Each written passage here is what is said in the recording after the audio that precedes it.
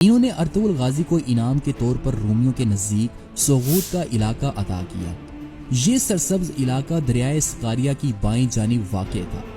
گو کہ یہ کوئی وسیع علاقہ نہ تھا، لیکن بازنطینی یعنی کہ رومی سلطنت کی سرحد کے قریب واقع ہونے کی وجہ سے اس کی بڑی اہمیت تھی۔ سلطان علاؤ الدین نے ارطغرل غازی کو اس وقت یعنی کہ سرحدی سردار کا لقب دیا۔ ارطغرل غازی بہادر اور ہوشیار جرنیل تھے۔ ارطغرل غازی کے قیام کے کچھ ہی عرصے کے بعد نیکیا کے شہنشاہ اور سلجوقی سلطان کے درمیان جنگ چھڑ گئی۔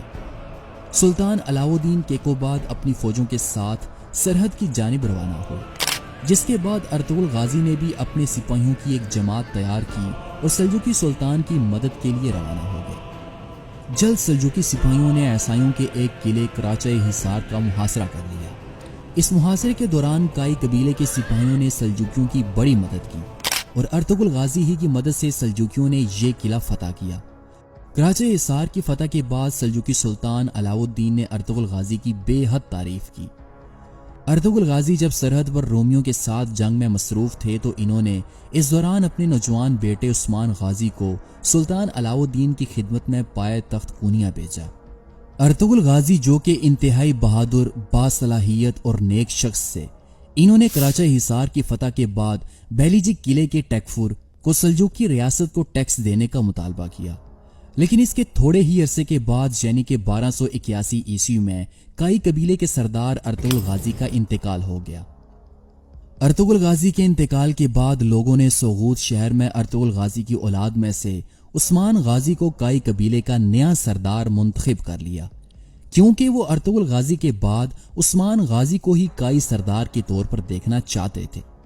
عثمان غازی کو اپنے والد کی جانب سے سلجوقیوں کا دیا ہوا ایک سرحدی عہدہ ملا، جو کہ اس وقت چاروں اطراف سے دشمنوں سے گھرا ہوا تھا۔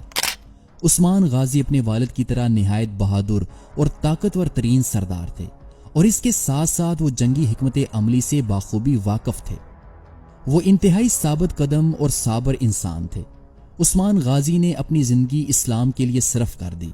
وہ ایک ایسی ریاست قائم کرنا چاہتے تھے جہاں پر اسلام کا بول بالا ہو اور ایک عالمی نظام قائم ہو، جس کے جھنڈے کے نیچے عالم اسلام کے مسلمان امن کے ساتھ رہ سکیں، اور اس خواب کی تکمیل کے لیے انہوں نے کوئی موقع ہاتھ سے نہ جانے دیا۔